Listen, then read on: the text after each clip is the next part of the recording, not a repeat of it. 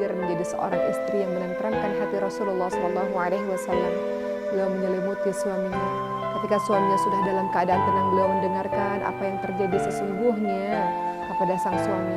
Kemudian Siti Khadijah memberikan motivasi semangat kepada sang suami. Tenanglah suamiku, tidak akan pernah terjadi apa-apa. Engkau orang yang baik, kau suka membantu orang-orang lain, kau suka meringankan beban orang lain. Allah tidak akan menyia-nyiakan engkau, Allah tidak akan meninggalkan engkau.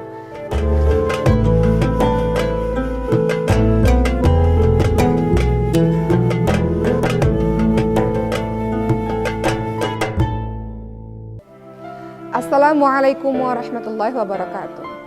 Sahabat sekalian, kisah mengenai Siti Khadijah binti Khuwailid radhiyallahu anha, seorang wanita yang sangat dan selamanya dicintai oleh Rasulullah SAW, seorang wanita yang hidup bersama dengan Rasulullah SAW selama 25 tahun, menjadi seorang istri yang setia membersamai Rasulullah dalam keadaan suka dan duka.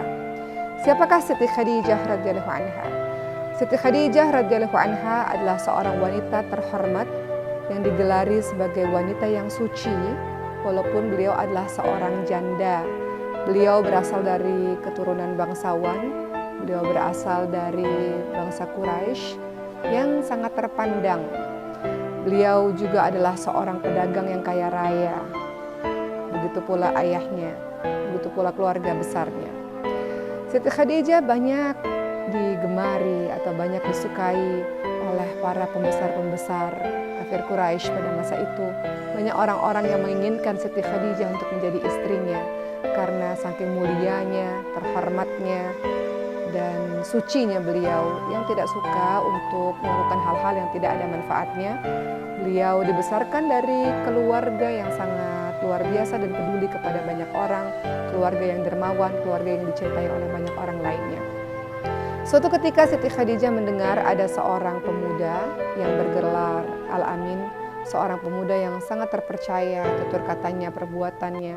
Oleh karena itu Siti Khadijah menginginkan agar pemuda ini membantu perniagaannya, membawa barang dagangan Siti Khadijah menuju ke negeri Syams. Tentu saja Siti Khadijah memiliki seorang budak laki-laki yang bernama Maisarah, yang mana Maisarah ini akan membersamai seorang pemuda bernama Muhammad bin Abdullah untuk membawa barang dagangan Siti Khadijah ke negeri Syam. Akhirnya seorang pemuda yang bernama Muhammad bin Abdullah ini setuju dan mulailah membantu perdagangan Siti Khadijah. Bersama dengan Maisarah, Muhammad bin Abdullah SAW pergi ke negeri Syam, dan kemudian Maisarah melihat begitu banyak hal-hal yang membuat beliau takjub dengan karakter dari seorang Muhammad bin Abdullah SAW. Pemuda ini, Muhammad bin Abdullah SAW, adalah seorang pemuda yang jujur, pemuda yang dicintai oleh banyak orang, perkataan yang santun, sehingga perdagangan alhamdulillah membawa keuntungan yang berlipat-lipat. Tentu saja ketika pulang kembali ke kota Mekah, Maisarah menceritakan seluruh kejadian yang dilihatnya selama perjalanan kepada Siti Khadijah. Maka Siti Khadijah mulai tertarik dengan pemuda ini. Semakin banyak Maisarah menceritakan kehebatan, kebaikan, akhlak yang agung dari seorang Muhammad bin Abdullah SAW, semakin jatuh cinta pula lah Siti Khadijah kepada sang pemuda ini. Siti Khadijah tidak hanya sekedar mendengar, tapi juga membuktikan lewat Maisarah bagaimana akhlak yang agung yang dimiliki oleh Muhammad bin Abdullah.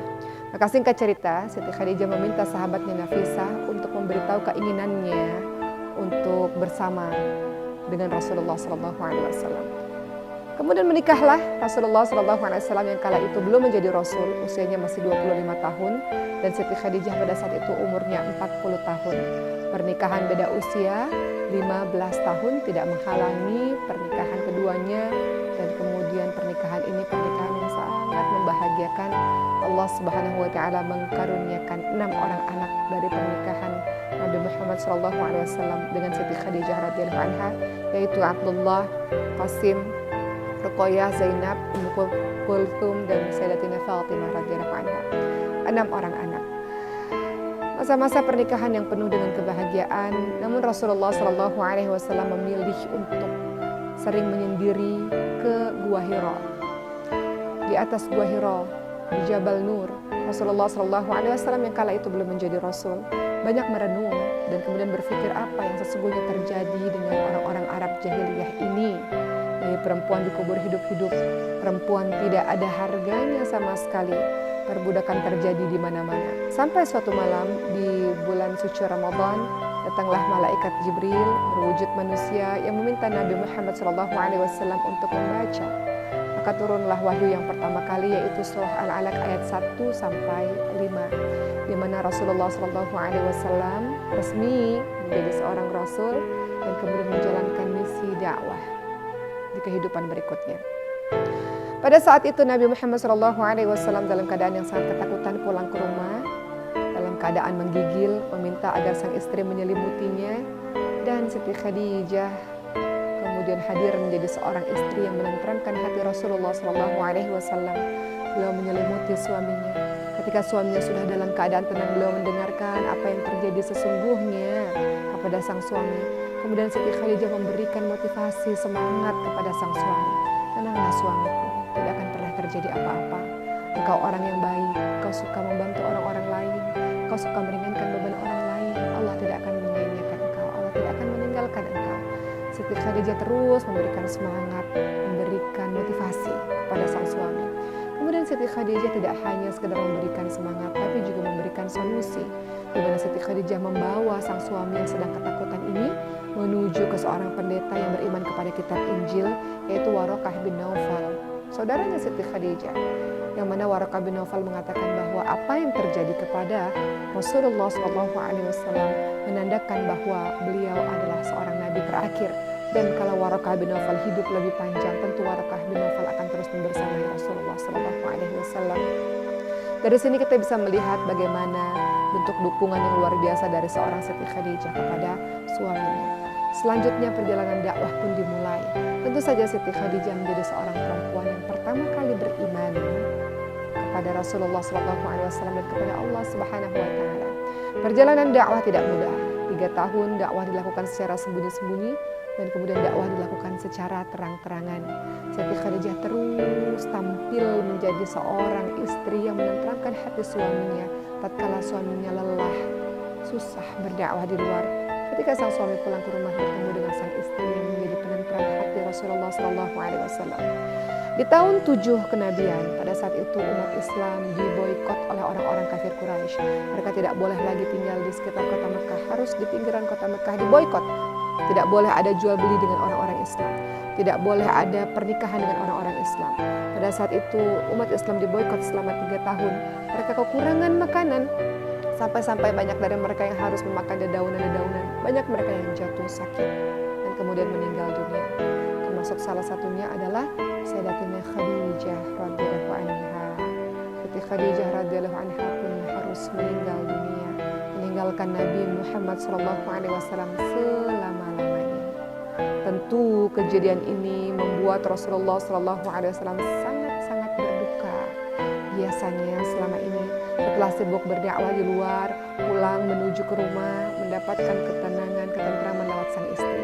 Sekarang istri itu telah tiada. Maka di dalam sejarah Islam dikenali sebagai tahun kesedihan untuk Rasulullah SAW. Rasul sangat bersedih dengan wafatnya Siti Khadijah. Rasul menguburkan Siti Khadijah, memasukkan Siti Khadijah ke liang lahat dengan tangannya sendiri, dengan tetesan air mata. Istri yang dicintainya, istri yang selama ini membersamai perjuangannya, meninggalkannya untuk selama-lamanya. Rasulullah SAW berduka dengan sangat luar biasa. Kemudian Allah Subhanahu wa Ta'ala memang menganugerahi Rasulullah menikah dengan wanita yang lainnya. Namun tidak akan ada seorang pun yang bisa menggantikan posisi Siti Khadijah di hati Rasulullah SAW. Beberapa tahun setelah itu, ketika Rasulullah SAW menikah lagi dengan seorang wanita cantik yang bernama Siti Aisyah radhiyallahu anha, Siti Aisyah mengatakan betapa cemburunya Siti Aisyah dengan Siti Khadijah. Siti Khadijah telah tiada, namun Rasulullah terus-menerus menyebut nama Siti Khadijah. Setiap kali ada masakan atau ada makanan, pastilah Rasulullah SAW selalu membagikan makanan itu kepada kerabat-kerabat Siti Khadijah.